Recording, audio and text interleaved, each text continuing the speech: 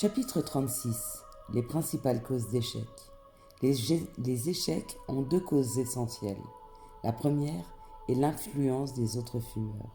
On allume une cigarette devant vous, à un moment où vous serez particulièrement vulnérable, par exemple lors d'une occasion sociale, au restaurant, dans un bar, à la sortie d'un concert. J'ai déjà longuement traité ce sujet. Ce genre de situation doit être pour vous l'occasion de vous rappeler que l'idée d'une seule cigarette est une utopie. Réjouissez-vous, car vous avez rompu le cercle vicieux. Rappelez-vous que le fumeur, la cigarette à la bouche, vous envie de ne pas fumer. Croyez-moi, c'est lui qui a besoin de votre pitié. L'autre cause d'échec, la plus répandue, est le mauvais jour. Il faut que cela soit bien clair avant que vous ne commenciez. Il y a des mauvais jours pour tout un chacun, fumeur ou non. On ne peut pas avoir des jours avec s'il n'y a pas de jours sans. On ne peut pas avoir de jours avec s'il n'y a pas de jours sans. C'est bien clair. Et la cigarette n'arrange pas les choses. Le problème est que quand le fumeur a un mauvais jour, il a envie d'une cigarette et ainsi dramatise son cas. Le non-fumeur est mieux paré physiquement et mentalement pour faire face à ce genre de situation.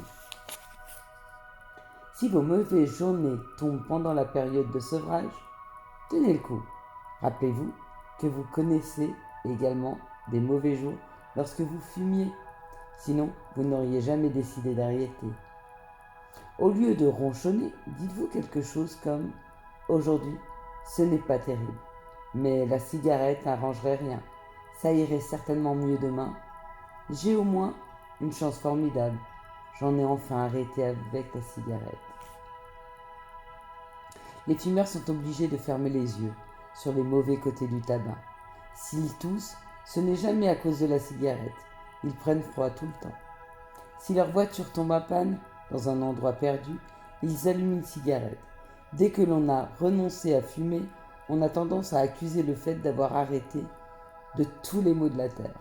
Maintenant, lorsque votre voiture tombera en panne, vous penserez, dans un moment pareil, j'aurais allumé une cigarette. C'est vrai. Mais vous oubliez que celle-ci n'aurait pas résolu le problème.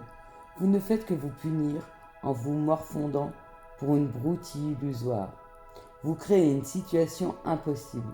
Vous regrettez de ne pas avoir une cigarette dans la main, mais vous savez que vous déprimeriez bien davantage si vous en fumiez une. Vous savez que, en décidant d'arrêter de fumer, vous avez fait le choix. Ne vous punissez pas en doutant de votre décision. Souvenez-vous, une approche mentale positive, c'est un atout essentiel possible. Fin du chapitre.